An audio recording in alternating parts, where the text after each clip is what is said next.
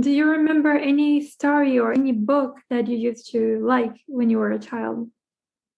I used to love fiction, but things that had like magical creatures or vampires and wizards, Harry Potter, and all those things. I like something that involved imagination, creativity, and a magical world. Those were my favorite when I was young. What Yeah, I about you? think fantasy was also one of my favorites because back in the days, I believe when we are like adolescents or a little younger than that, we don't have a lot of freedom to do anything we really want because we always have this rules at home or in school. At least we didn't have a lot of freedom to, explore the world.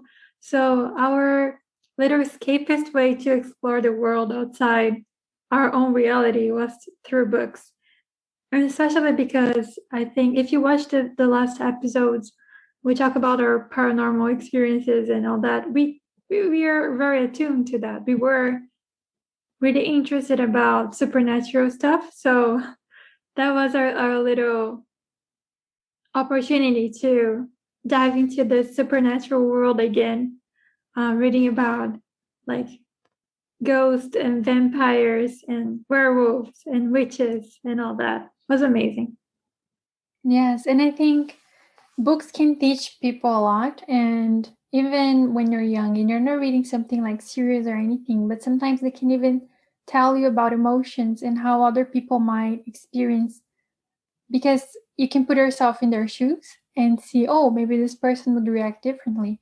And I just found always fascinating how an author can literally like imagine so many different lives in their heads to say, for example, write a dialogue that would sound exactly like this character, but that character could never say something like that. So it's really interesting, the storytelling and how they build it. And this can go in many ways, like even poetry, if you're into that. It's also a way of storytelling, but it's much more subjective and it has sound to it. So a story can be told in various ways. Hmm. And I think it's really interesting this part that you just mentioned. It's almost like teaching psychology, right? Um, Maybe for the first time you realize that the character behaves in a way that you would never do such things. So you kind of empathize with someone that is very different from you, and you kind of understand a different point of view. And it's something that is not so easy to do on our daily lives sometimes. And another thing about characters is that when the character is complex, I think it's amazing. When you can see the bad and the good, because no one is perfect. No one is like a superhero or superheroine. Um, so seeing that even the best characters, sometimes they can have, you know, characteristics that are not so good. It's also part of their essence. So it also shows us how we can be kinder to ourselves because like even if this character who I love is not perfect, I can, allow myself to make some mistakes on my way as well. Yeah. And you said like this character that I love, because I remember when I was younger, I literally loved the characters in certain books and they became my friends. Some people have imaginary friends. I had literary friends.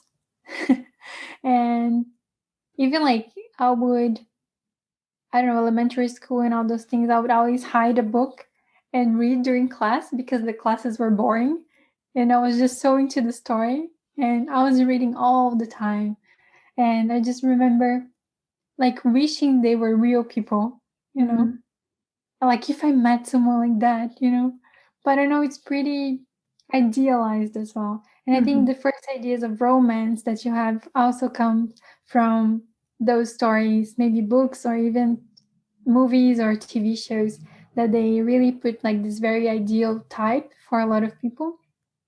But like the name says, an ideal type is not a real person. So maybe that's why creating complex characters is much more interesting, because they're more similar to us and not Mm-hmm. just. And also they can give us some life lessons. You know, for Yes. example, they can teach you to be strong. They can teach you to overcome obstacles. They can teach you to be humble, to be kind, and to be honest, and to have virtue and honor.